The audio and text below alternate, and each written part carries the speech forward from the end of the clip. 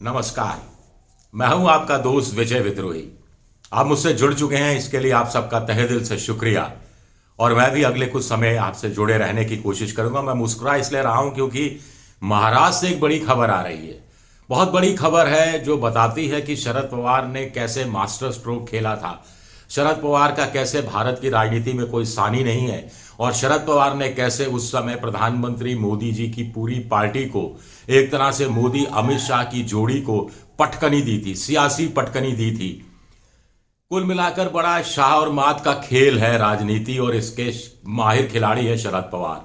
शिवसेना के प्रवक्ता संजय राउत ने यूं ही नहीं कहा कि पवार साहेब को समझने के लिए देवेंद्र फडणवीस को 100 जन्म लेने पड़ेंगे।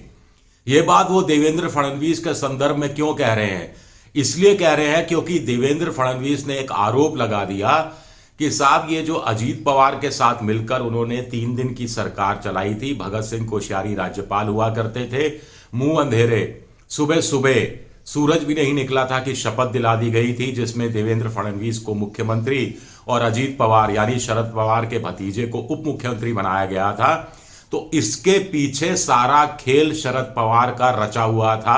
हालांकि तब शरद पवार ने मना किया था, इनकार किया था और कहा था कि उनके भतीजे अजीत पवार का ये पर्सनल फैसला है।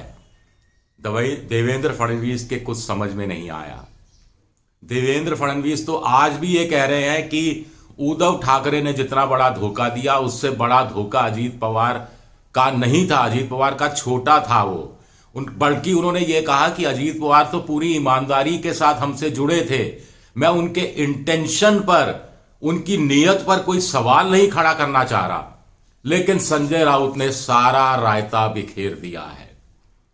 संजय राउत का कहना है कि यह सारा खेल शरद पवार ने रचा था। देवेंद्र फडणवीस भी कह रहे हैं कि शरद पवार के साथ उनकी बातचीत हुई, यानी बीजेपी नेताओं की बातचीत हुई।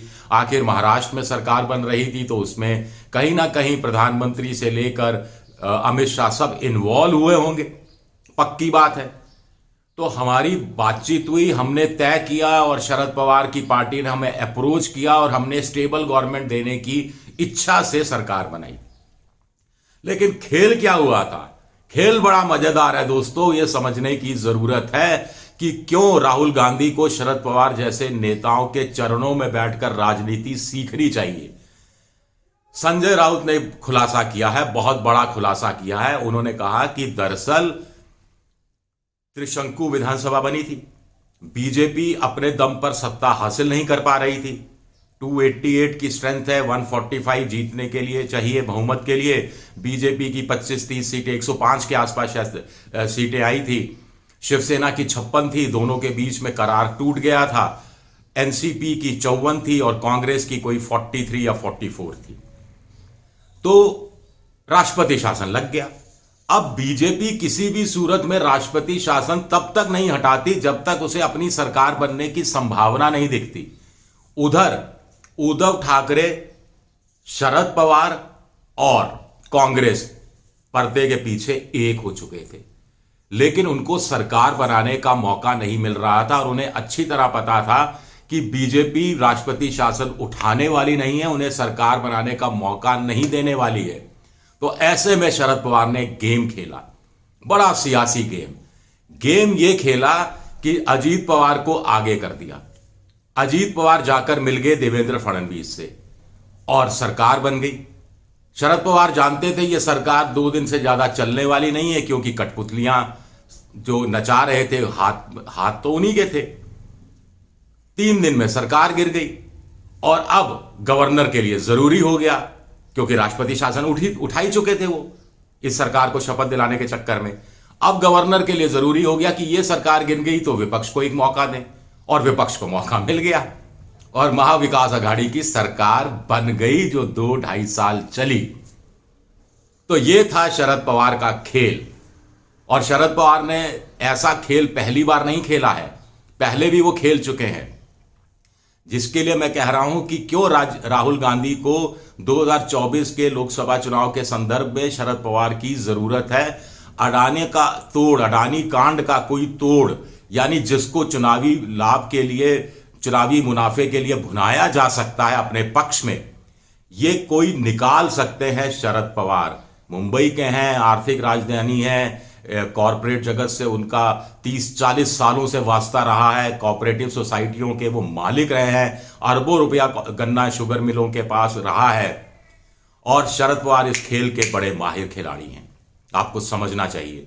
आपको ध्यान होगा कि पिछले विधानसभा चुनाव से ठीक पहले शरद पवार को तंग करने के लिए जांच एजेंसियां उनके पीछे पड़ गई थी, ईडी छापेमारी कर रही थी। तब शरद पवार खुद चले गए थे ईडी के दफ्तर में कि आप क्यों तकलीफ करते हो, मैं खुद आया हूं, 2 घंटे 4 घंटे जितने घंटे बैठाना है पूछ लीजिए।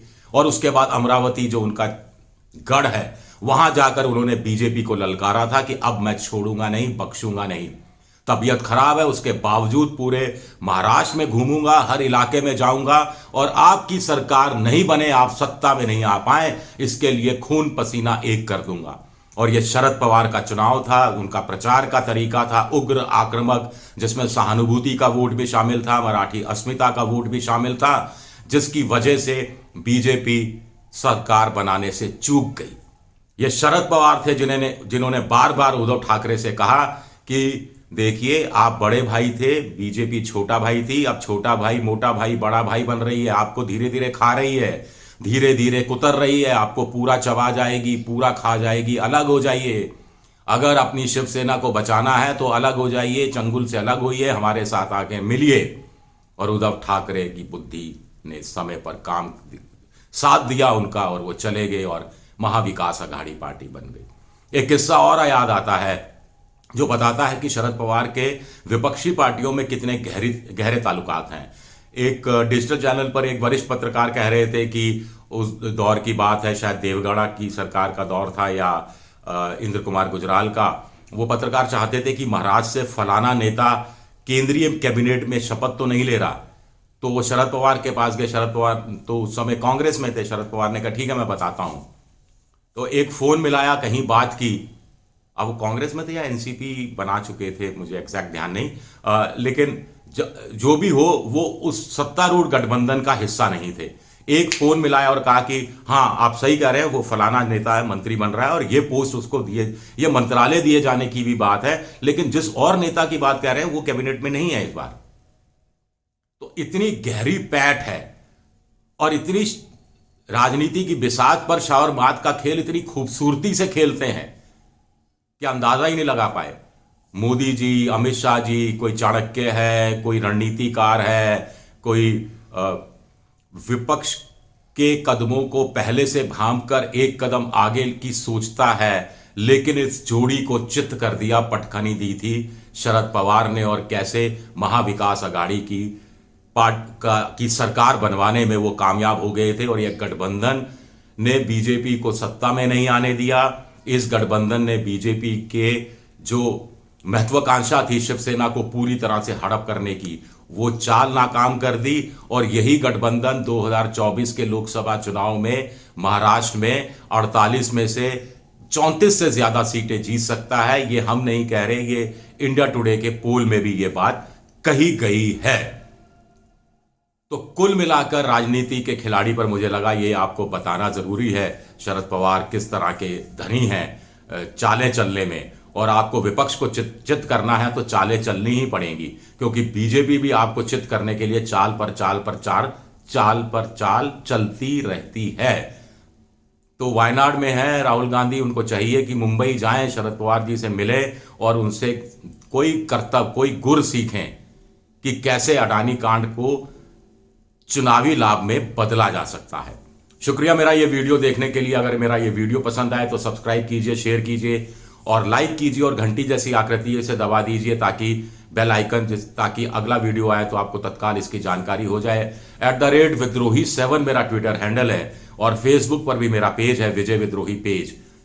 क्या आप मानते हैं कि शरद पवार ने मास्टर स्ट्रोक तब खेला था और उनका राजनीति में कोई सानी नहीं है?